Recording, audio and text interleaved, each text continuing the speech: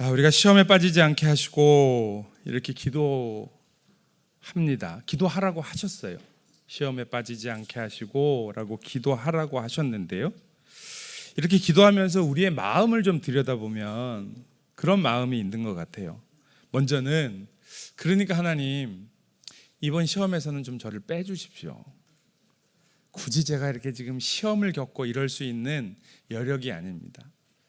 오늘 우리를 시험에 빠지지 않게 하시고 악에서 구하소서라고 하는 기도하는 것은 그냥 단순히 시험의 문제가 아니라 이건 하나님 나라 백성의 영적 전투에 관한 기도입니다. 그런데 그런 거죠. 영적 전쟁이 있다고 했을 때 굳이 영적인 전쟁을, 어떤 분은 그러신다고 하더라고요. 기도하면서 하나님, 이번 전쟁에서는 저를 좀 빼주십시오. 제가 지금 싸우고 그럴 여력이 없습니다. 근데 그게 내가 지금 영적 전쟁을 하고 있는 겁니다. 그럴 여력이 없는 거지요. 우리의 눈이 내 안을 들여다보니 아무것도 할 수 없는 상황이 되어 있는 겁니다. 그 눈을 하나님께로 돌리는 것이 바로 영적 전쟁의 승리라고 하는 거예요. 근데 이제 그렇게 기도할 때 이런 거죠. 하나님이 세상의 주인이라고 하시는데 왜 내가 이렇게 어려움을 겪어야만 하는가? 또 어떤 경우는 오늘 그 이야기를 좀 나누겠지만 하나님이 다 하시는 거라고는, 그럼 하나님께서 함정을 딱 파놓으시고 나를 여기 빠지게 하셨나? 그러니까 하나님 제발 그런 장난 좀 치지 마시라고요. 이렇게 기도할 수도 있게 되는 거고요. 아니면 하나님이 복을 주시긴 주시는데 이 어려움을 통과해야 주신다고 하니까, 이스라엘 백성들이 광야를 통과해서 가나안 땅으로 들어가니까 하나님 그 광야 통과 안 하면 안 됩니까? 좀 빠른 길로 가게 하시든지, 가도 좀 이렇게 좀 쉽게 가면 안 되겠습니까? 그거 꼭 걸어가야 되나요? 하나님이 좀 하시면 200만 명 다 마차 태워서 좀 빨리 가게 하실 텐데 왜 하나님께서는 그걸 걸어서, 그것도 40년 동안 그렇게 고생을 하게 하시나? 그러면서 이런 거죠. 어려운 코스를 통과해야 마지못해 복을 주시는 분. 그러니까 그 복을 받긴 받아야 되니까 마지못해 통과를 하기는 하는 거예요. 또 그래서 실제로 어떤 분들은 뭐라고 말씀하시냐 하면, 저 그 복 안 받아도 되니까 어려움도 주지 마십시오. 그분의 생각은 뭐냐 하면, 지금 받고 있는 것으로 저는 충분합니다. 되게 겸손하신 것 같은데요, 죄송하지만 그건 내가 얻은 겁니까? 그럴까요? 오늘 추수감사절입니다. 여러분, 감사의 정의는 뭐냐면, 감사를 뭐라고 생각하세요? 감사의 정의는 이겁니다. 한번 따라 보실까요? 감사는 하나님께서 하신 일을 인정하는 겁니다. 이게 감사입니다. 그러니까 무슨 얘기냐 하면, 여러분 오늘 우리가 일어나서 숨을 쉬고 이 하루를 살아갑니다. 감사하신가요? 예. 왜 감사하신가요? 하나님이 그렇게 하셨으니까. 우리의 이 아멘이 그렇게 하면 일어나는 것도 감사, 밥 먹는 것도 감사, 이렇게 감사하는 거 말고요. 근데 정말 감사하려면 왜 감사할까요? 하나님이 하셨으니까요. 그런데 생각에, 나만 그랬나? 그리고 오늘 주일날 교회 안 나오고 밖에 있는 사람들 다 일어나 숨 쉬고 사는구만. 그러면 그게 무슨 감사야? 하나님이 하셨다라고 하는 게 인정이 안 되면 감사하지 않은 거예요. 통장에 들어오시는 월급이나 연금은 누가 주시는 거예요? 저 중앙격리단에서 주셨다고 생각하시면 별로 감사할 일이 없죠. 그 사람들은 그 일 하는 거고 자기 돈 주는 것도 아닌데. 근데 여러분, 그것도 하나님께서 나에게 주셨다고 생각하면 감사한 거죠. 하나님께서 하신 것을 인정하면 감사하게 됩니다. 그런데 하나님이 하신 걸 모르면, 안 보이면 감사가 안 나옵니다. 그러면 불평이 나오게 되는 거예요. 그러니까 하나님께서 우리에게 주셨는데 그 주시는 복을 얻기 위하여 우리가 뭔가 어려운 코스를 통과해야 한다고 하면 하나님 굳이 그렇게, 그러니까 야고보서 1장의 말씀이 잘 마음에 안 들 때가 되게 많아요. 야고보서 1장 12절 말씀인데요, 한번 같이 읽어볼까요? 시작. 시험을 참는 자는 복이 있나니 이는 시련을 견디어낸 자가 주께서 자기를 사랑하는 자들에게 약속하신 생명의 면류관을 얻을 것이기 때문이라. 아멘. 자, 시험을 참는 자는 복이 있나냐? 복이 있나는 좋은데 시험을 참는 자는 꼭 그래야 되나? 이 시련을 견디어낸 자는 자기를 사랑하는 자들에게 약속하신 생명의 면류관은 그냥 주시면 되지. 꼭 시련을 견디어내야 주시나? 그러니까 어쩔 수 없이 시련을 견디거나 시험을 참기도 하고, 아니면 생명의 면류관 안 주셔도 되니까 뭐 지옥만 안 가면 됩니다.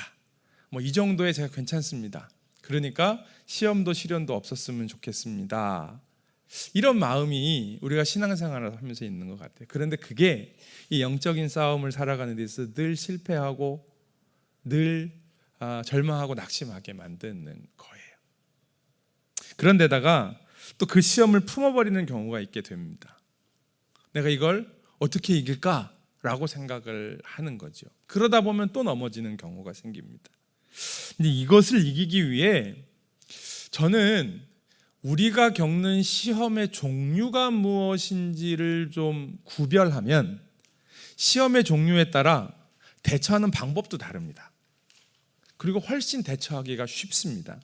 먼저 그래서 우리가 겪는 시험의 종류가 무엇인지를 좀 오늘 이야기를 좀 나눠보려고 합니다. 첫 번째 뭐가 있냐면, 똑같이 시험이라고 성경에 나와요. 그런데 조금 의미가 다른데 굳이 한번 번역을 다른 말로 표현을 해본다면 시련을 당하는 게 있습니다. 욥의 경우가 대표적인데요. 일단 야고보서 1장 2절부터 4절까지의 말씀에 이 시련에 대한 이야기를 하고 있어요. 한번 읽어보도록 하겠습니다. 야고보서 1장 2절부터 4절입니다. 읽습니다. 시작. 내 형제들아, 너희가 여러 가지 시험을 당하거든 온전히 기쁘게 여기라. 이는 너희 믿음의 시련이 인내를 만들어내는 줄 너희가 알미라. 인내를 온전히 이루라. 이는 너희로 온전하고 구비하여 조금도 부족함이 없게 하려 함이라. 아멘. 자, 여기에서 이야기하는 시련은 성경에 보면 욥이 당하는 시련이 이런 경우입니다. 대표적인 경우가 욥인데, 시련은 하나님의 허락하에 실질적인 고난이 오는 겁니다. 욥기 같은 경우는 그걸 사단이 했다고 이야기를 하고 있고요. 꼭 그렇게 사단의 손을 통해서만이 아니라 하나님께서 시련을 우리에게 주시기도 합니다. 근데 그 시련을 통하여 우리가 성장하고, 거기에 목적이 있어요. 주로 가장 큰 목적은 뭐냐면 우리의 믿음이, 우리의 삶이 성장하고 성숙하기를 바라시는 거고요. 또 그걸 통해 하나님의 영광이 드러나기를 바라시는 겁니다. 이런 어려움이 오는데 이게 하나님이 주시는 거니까요. 그리고 주시는 하나님에게는 나를 사랑하시는 하나님의 마음이 거기에 담겨 있어요. 아니, 사랑하시면 시련을 줄지 마시지라고 하지만 부모가 자녀를 정말 사랑할 때 자녀에게 어려움을 주는 경우가 있지요? 한 번도 그래 보신 적이 없으세요? 그냥 늘 좋은 것만 주시고, 좋은 거 주고 싶지요. 근데 진짜 이 좋은 걸 받아도 될 수 있는, 받아도 잘 누릴 수 있는 인생을 살아가도록 자녀에게 힘들고 어려운 일을, 뭐 어렵지 않습니다. 공부 왜 시켜요? 애들이 공부를 얼마나 고통스러워하는데요. 잘 모르시는군요. 공부가 왜 고통스러워? 밥 먹고 공부만 하면 되는데, 그러신가요? 그렇지 않잖아요. 그죠? 어려움이 있습니다. 근데 그 어려움을 겪어야 해요. 그래야 성장하기 때문입니다. 그런데 이 시련을 그래서 이기는 방법은요, 참고 견디는 겁니다. 뭐 어떻게 잘 이 시련을 극복하느냐, 그건 하나님께서 우리에게 감당할 만한 시험 주시니까 최선을 다하여 하되 참고 견디는 게 중요한데, 그 참고 견딜 때에 중요한 게 뭐냐 하면 함부로 원망과 불평하지 아니하도록 입을 조심하는 겁니다. 욥기에서 그런 말씀들이 나오는 거죠. 하나님을 원망한다든지 나는 죄가 없다든지 뭐 이런 이야기들을 함부로 하지 않는 거예요. 왜냐하면 그런 이야기가 결국 내가 겪는 시련이 고생은 하는데 열매가 없게, 결과가 없게 만들어 버려요. 죽도록 고생은 합니다. 근데 얻은 게 없어요. 남은 게 없어요. 그렇게 되어 버릴 수 있다라고 하는 거예요. 그래서 원망과 불평하지 아니하고요, 말을 조심해야 하는데, 그래도 그렇지 힘들어 죽겠는데 어떻게 말을 안 해요? 정말 원망하고 불평하고 싶으시고 말을 하고 싶으시면 그건 하나님께만 해야 됩니다. 사람한테는 하지 마세요. 배우자한테도 하지 마십시오.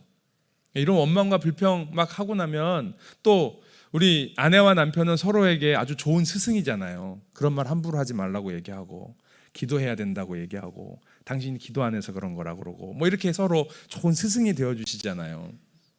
그런데 서로 뭐 공감하고 한다 할지라도 부부간에도 별로 그렇게 좋은 것 같지 않아요. 근데 이걸 정말 하셔야겠으면 하나님 앞에 나와서 하십시오. 그게 뭐예요? 기도입니다. 하나님 앞에서는 원망하고 불평하셔도 됩니다. 하나님은 그걸 충분히 받으시고요. 또 그 기도를 통하여 우리를 깨닫게 하시는 분이십니다. 그 기도를 통해 왜 우리에게 이런 시련을 주시는지를 깨닫게 하시는 분이신 거죠. 그런 시련이 있고요. 또 하나는 시험이 있습니다. 똑같이 제가 시험이라고 하는데 영어로 얘기하면 테스트하는 일이에요. 대표적인 경우가 아브라함인데요. 창세기 22장 1절 말씀에 보면 그 일 후에 하나님이 아브라함을 시험하시려고 그를 부르시되 아브라함아 하시니 그가 이르되 내가 여기 있나이다. 무슨 시험을 하셨어요? 내 아들 이삭을 제물로 바쳐라 라고 말씀하셨어요. 근데 이거 하나님께서 아브라함 시험 보시는 거예요. 테스트 하시는 거예요. 아브라함의 믿음이 열국의 아비가 될 그런 믿음이 이제 성장했는지, 그동안 아들도 없었어요. 여러 가지 어려움들을 겪으면서 그 믿음이 이제 정말 하나님을 전적으로 신뢰할 수 있는 믿음으로 성장했는지 한번 보자라고 말씀하시는 거예요. 여기에도 하나님의 뜻과 계획과 사랑이 있습니다. 그러니까 때때로는 이렇게 말도 안 되는 요구를 하시는 것 같아요. 그러면 아니 내가 이걸 할 수 있다고? 그리고 이걸 하라고? 이게 말이 돼? 이러면서 사실 받아들이기 어려울 때가 있습니다. 그런데 하나님의 시험은요, 무조건 순종해야 합니다. 철저하게 순종해야 합니다. 아니, 순종해 보는 겁니다. 그러면 그 순종하는 우리의 그 순종을 가지고 하나님께서 하나님의 일을 하셔요. 시련과 이 시험의 차이라고 한다면 목적은 사실 비슷합니다. 우리를 성장하고 성숙하게 하시고 우리에게 더 좋은 것을 주시고 그것을 누릴 수 있을 만큼 우리를 훈련시키시기 위함인데, 차이가 좀 있다고 한다면 시련은 내가 원하든 원하지 않든 이미 그 상황 가운데 들어가 있어요. 그러니까 어떻게 해야 돼요? 그러니까 견뎌야 되는 거예요. 그런데 시험은 하나님께서 시험 신청하고 문제집 받아들고 그리고 풀라고 하세요. 그러니까 내가 시험지 안 받아들일 거고 나는 풀 생각도 없어요. 그러면 계속 그냥 지나가는 거예요. 그리고 계속 그 자리에 머물러 있는 거죠. 그러니까 하나님께서 우리에게 시험하시면 기꺼이 우리가 순종해야 합니다. 주로 하기 싫은 일을 하라고 하셔요. 교회 봉사하는 일, 다른 사람 용서하는 일, 헌금하는 일, 뭐 그런 일들 다 하기 싫지요. 그런데 순종했을 때에 어떻게 하시는지. 그 성경은 뭐라고 해요? 하나님을 시험해 보라고요. 너에게 복을 주시나 주시지 않는지 한번 해보라고요. 여러분, 하나님 앞에 순종해 보십시오. 하나님께서 우리에게 복을 주시는지 주시지 않는지. 그리고 또 하나의 시험이 있는데요, 그 야고보서 1장 13절과 14절 말씀인데 13절만 일단 먼저 읽겠습니다. 13절 읽습니다. 시작. 사람이 시험 받을 때에 내가 하나님께 시험을 받는다 하지 말지니 하나님은 악에게 시험을 받지도 아니하시고 친히 아무도 시험하지 아니하시느니라. 네, 여기에 이 시험은요 유혹입니다. 그러니까 유혹이라고 하는 단어로 시험을 바꾸면 뜻이 훨씬 더 정확해집니다. 사람이 유혹받을 때 내가 하나님께 유혹받는다고 하지 말아라. 하나님은 악에게 유혹받지도 아니하시고 또 어느 누구도 유혹하지 않으신다라고 하는 겁니다. 똑같은 시험이라고 하는 단어이지만 의미가 달라요. 그러면서 오직 각 사람이 시험을 받는 것은, 유혹받는 것은 무엇 때문이에요? 자기의 욕심에 끌려 유혹을 받는다라고 하는 거죠. 이 유혹의 대표적인 경우는요, 성공한 케이스는 요셉이고요, 실패한 케이스는 누굴까요? 갑자기 퀴즈를 드렸어요. 이 유혹에 성공한 케이스가 요셉입니다. 왜요? 보디발의 아내의 유혹을 이겨냈어요. 그러면 실패한 케이스는 누굴까요? 삼손일 수도 있고요, 다윗일 수도 있고요. 요셉과 다윗의 차이가 뭘까요? 요셉은 보디발의 아내가 유혹을 했습니다. 어떻게 했어요? 도망가고 달아났습니다. 다윗은 밧세바가 목욕하는 장면을 보았습니다. 어떻게 했어요? 쳐다보고 묵상했어요. 그게 묵상이에요. 그럼 묵상은 말씀만 묵상하는 게 아니라 돈도 묵상합니다. 드라마도 묵상합니다. 그걸 묵상하는 거예요. 주식이 오르는지 내리는지를 계속 들여다보고 있어요. 이걸 묵상이라고 그러는 거예요. 그럼 거기에 내 마음도 뺏기고 생각도 뺏기고, 그러면 내가 얘를 보고 있는 것 같은데 걔가 나를 지배해요. 우리가 왜 하나님의 말씀을 묵상해야 될까요? 하나님의 말씀을 계속 들여다보면 말씀이 나를 지배합니다. 내가 말씀의 지배를 받게 돼요. 그러니까 유혹이 있으면 그 유혹은요, 빨리 피해야 됩니다. 그런데 내가 이걸 이길 수 있을 것 같아? 아니요, 절대 그렇지가 않습니다. 마음 다 빼앗기게 됩니다. 눈에 보이는 건 어쩔 수 없어요. 보디발의 아내가 유혹을 하든 밧세바가 목욕을 하든, 거기서 보이는 데서 목욕을 했는데, 그런데 보이는 데서 한 걸 어떻게 내가 저걸 쳐다보지 않을 수 있어? 그러면 그때부터 넘어가는 거예요. 루터가 이런 말을 했어요. 새가 머리 위로 지나가는 건 막을 수 없다. 새가 내 머리 위로 지나가는데 새가 지나가면 안 돼. 이렇게 어떻게 하냐고요. 그런데 새가 내 머리 위에 둥지를 트는 건 내가 막을 수 있지 않냐고요. 새가 내 머리에 둥지를 트고 있는데 가만히 앉아 있으면서 그걸 내가 어떻게 막어? 라고 이야기한다면 그건 핑계지요. 핑계입니다. 저는 그래도 그게 잘 안 되는 것 같아요. 물론 사람마다 유혹에 약한 고리가 있습니다.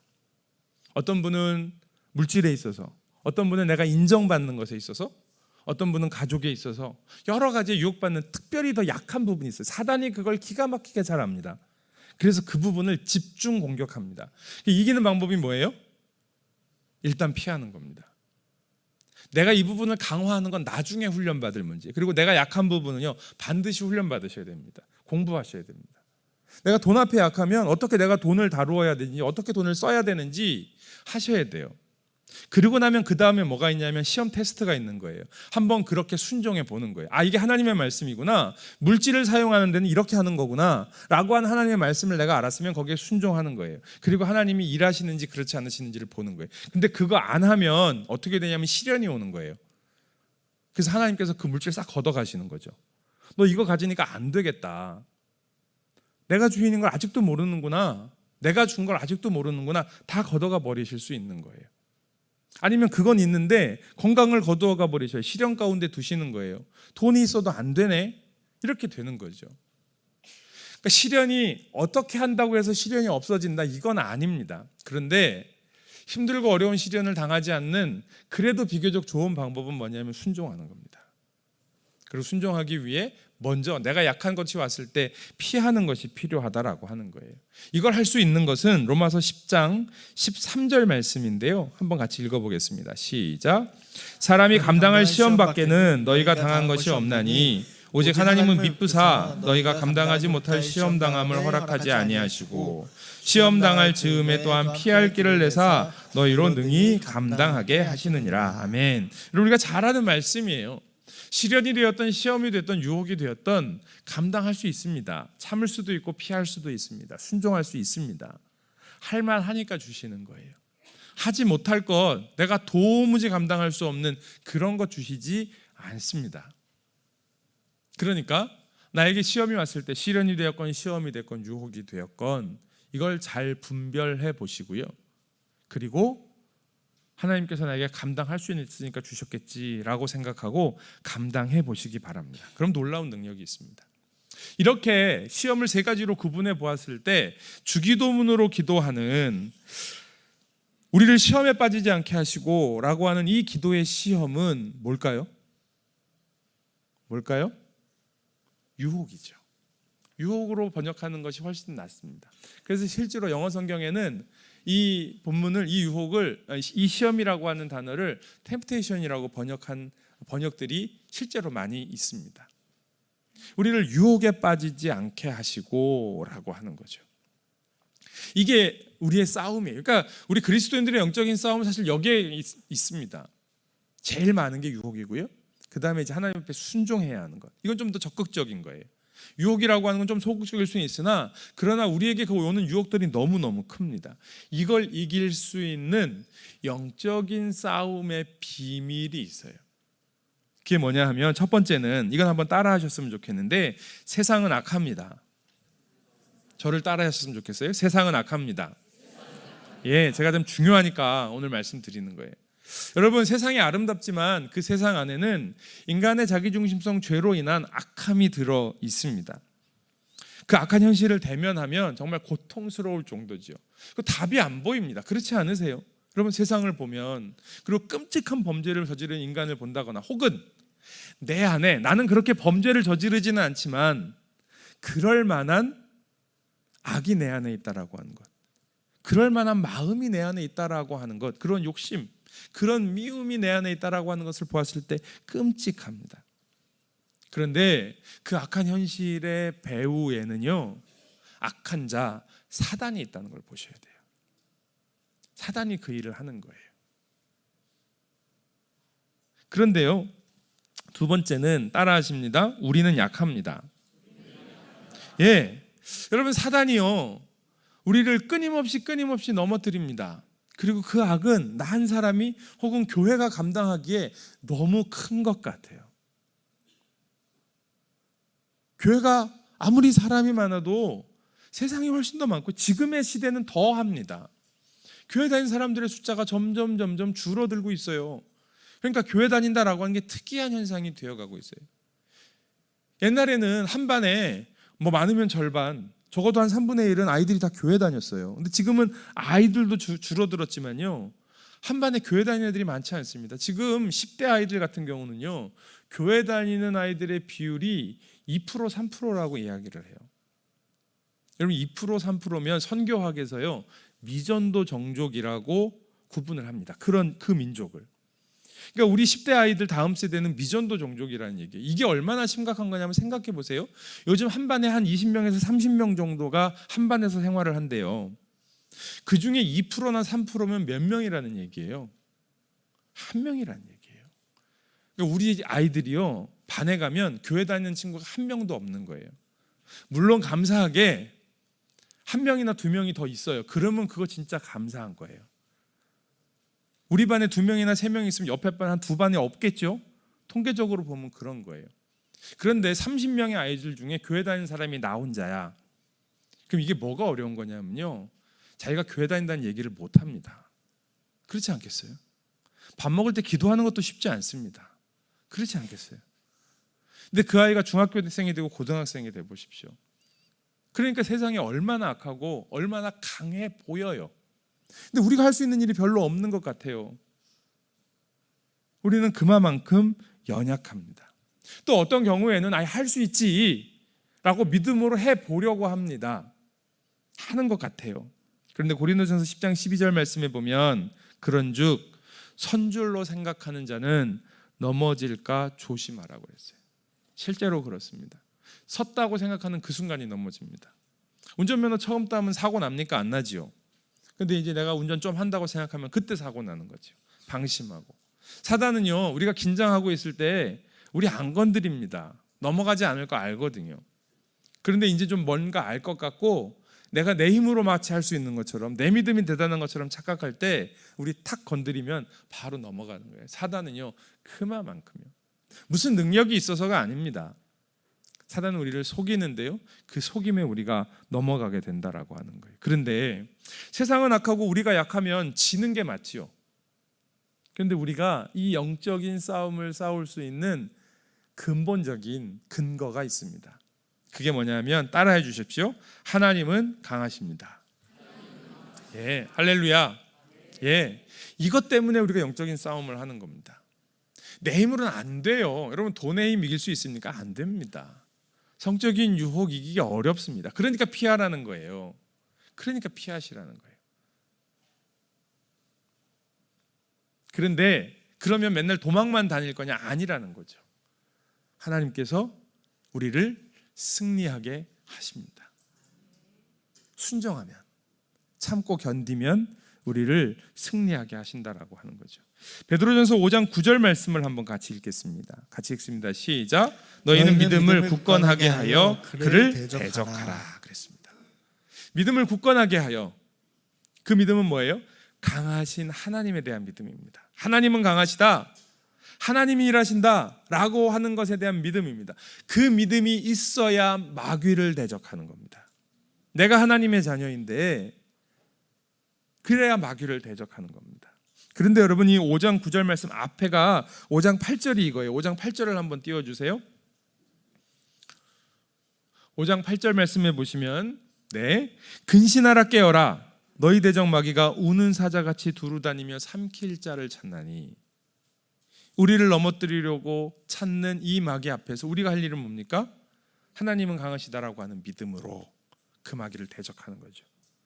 그러면 승리합니다. 똑같은 말씀이 야고보서 4장 7절에 나옵니다. 우리 이 말씀도 같이 읽겠습니다. 시작.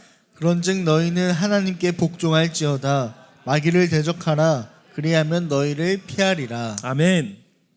자, 마귀가 우리를 피합니다.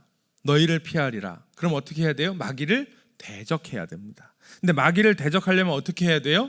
하나님께 복종해야 합니다. 하나님을 바라보고 강하신 하나님의 능력을 의지하는 사람은 마귀를 대적할 수 있고 마귀가 피할 겁니다. 그런데 하나님을 보지 않고 나만 보면 나는 약한데요, 나는 맨날 넘어지는데요. 당연하죠. 그러나 우리를 승리하게 하시는 하나님을 바라볼 수 있기를 간절히 소원합니다. 하나님을 바라보는 게 뭐라고요? 감사합니다. 하나님을 바라보고 하나님의 일하심을 보는 게 그게 감사라고 하는 거예요. 우리가 이 영적인 전쟁 가운데 살아가고 있는데 우리의 신앙의 선배들이요, 초대교회는 정말 영적 전쟁터 아니었겠습니까? 빌립보서의 말씀을 좀 잠깐 마지막으로 결론으로 보려고 하는데요. 여러분, 빌립보 교회를 비롯한 빌립보 교회뿐만이 아니라 모든 초대교회들이 다 그랬는데 이 초대교회는요 아주 심각한 어려움 가운데 처해 있었습니다. 무슨 얘기냐면, 일단 초대교회 성도들은요 다 가난했어요.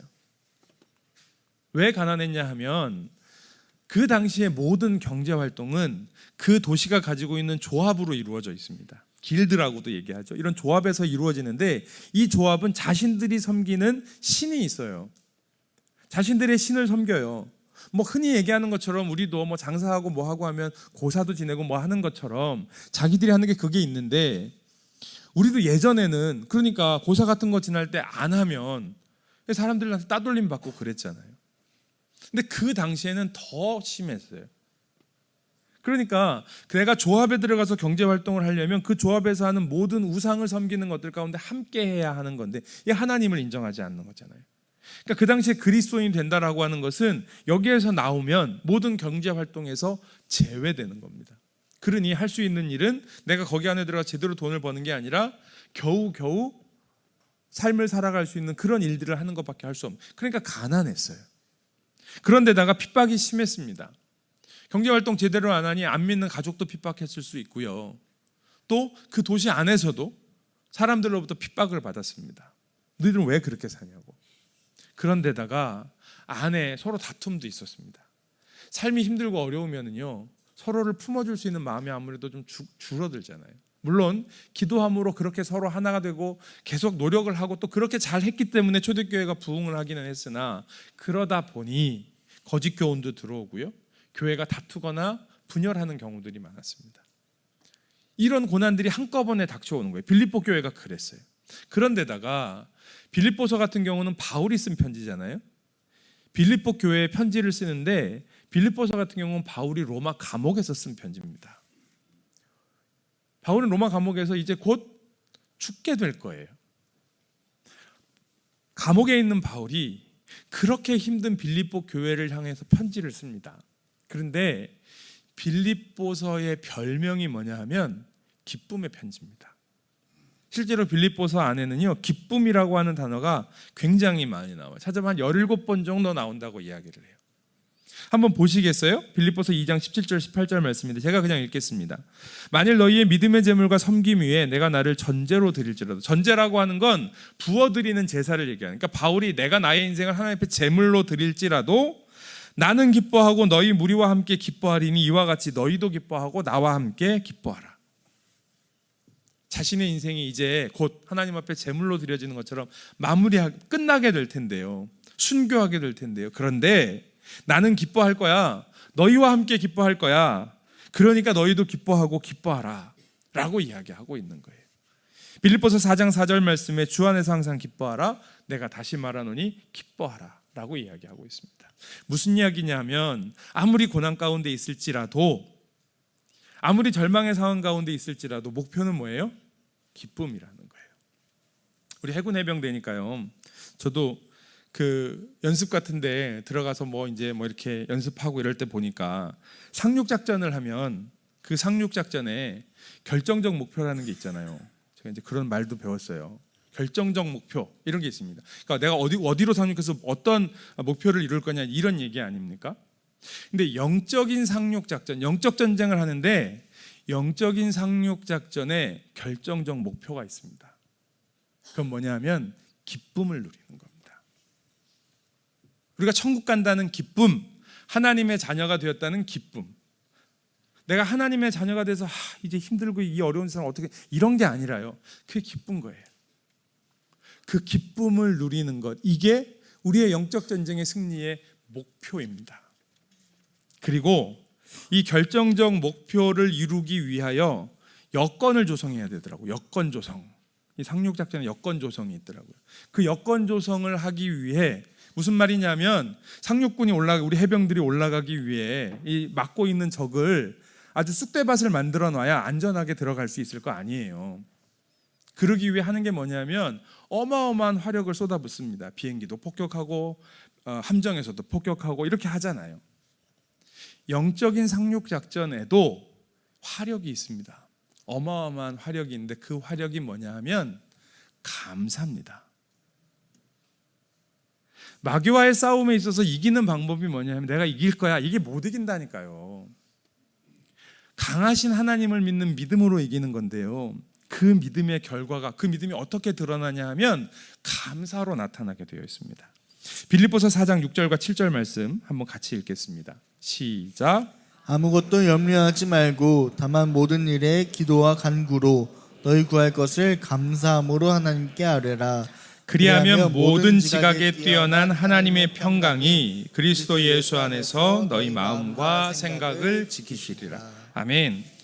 네, 여러분 보십시오. 너희 구할 것을 감사함으로 하나님께 아뢰라. 감사를 계속 하나님 앞에 올려드리면은요, 그리하면 모든 지각에 뛰어난이라고 하는 말은 뭐냐면 우리의 이해를 뛰어넘는, 우리의 상식을 뛰어넘는, 우리가 생각지도 못한 하나님의 평강이, 그러니까 우리에게 주실 만한 은혜가 아니라 이럴 거라고는 생각도 못한 하나님의 은혜가 그리스도 예수 안에서 우리의 마음과 생각을 지켜주시는 거예요. 우리의 마음과 생각을 빼앗기지 않도록 지켜주시면 어떻게 될까요? 기쁨을 누리는 거죠. 그러니까 그렇게 이야기했던 바울이 11절에는 이렇게 얘기합니다. 제가 쉬운 성경으로 읽어드릴게요. 내 처지가 힘들어서 이렇게 말하는 게 아닙니다. 나는 내가 가진 것에 만족하고 있으며, 진짜로 바울은 진짜로 나는 내가 가진 것에 만족하고 있으며 어떠한 환경에서도 감사하는 법을 배웠습니다. 이게 바울의 고백이에요. 감사함으로 하나님께서 우리의 마음과 생각을 지켜주시니 어떠한 환경에서도 감사할 수 있게 되었다. 이게 바울의 능력이고요. 그 결론은 빌립보서 4장 13절입니다. 우리 한 목소리로 같이 읽겠습니다. 시작. 내게 능력 주시는 자 안에서 내가 모든 것을 할 수 있느니라. 아멘. 그렇게 되면 오는 마지막 결론, 내게 능력 주시는 자 안에서, 그리스도 예수 안에서, 우리 아버지 하나님 안에서 우리는 못할 게 없는 거죠. 시련도 참아낼 수 있고 하나님의 테스트도 통과할 수 있고 유혹은 넉넉히 이겨내고요. 그리고 하나님이 주시는 기쁨 가운데 살아갈 수 있는 겁니다. 그게 하나님 나라 백성이죠. 사랑하는 성도 여러분, 추수감사절입니다. 그냥 추수감사절이니까 이렇게 아주 멋있게 아름다운 장식을 하고요, 또 내려가셔서 맛있는 거 먹고, 그러면서 서로 교제하고 웃고 참 좋습니다. 그런데 여전히 세상은 우는 사자와 같이 우리를 삼키려고 찾고 있습니다. 계속 그렇게 살아갈 건가? 주일날마다 교회 와서 하나님, 힘들고 어려운 세상 실패하며 죄짓고 살다가 이제 주님 앞에 왔습니다, 이렇게 할 건가? 아니요. 우리는 계속해서 승리하는 삶을 살아야 합니다. 세상은 악합니다. 우리는 약합니다. 그러나 감사하는 사람이 승리할 수 있습니다. 하나님이 강하시다라고 하는 걸 믿는 사람이 감사할 수 있습니다. 그리고 감사하는 사람이 하나님의 강함을 깨달아 알 수 있습니다. 이번 한 주간 또 다음 주에 감사 축제를 준비하면서 기대하면서 우리 안에 하나님께서 베풀어 주신 일들을 인정하고 감사할 수 있는 우리 모두가 되기를 주님의 이름으로 간절히 축원합니다. 우리 하나님 앞에 같이 기도 올려드리도록 하겠습니다. 함께 기도합니다. 시험 당할 때에 피할 길을 내시는 하나님 아버지, 세상은 악하고 우리는 약하지만 강하신 하나님께서 승리하셨음을 믿습니다. 내가 유혹에 빠지는 약한 부분을 알게 하시고 인내함으로 주님의 온전함을 누리게 하옵소서. 저와 우리 공동체가 믿음에 굳게 서서 하나님께 순종함으로 승리하게 하옵소서. 아멘.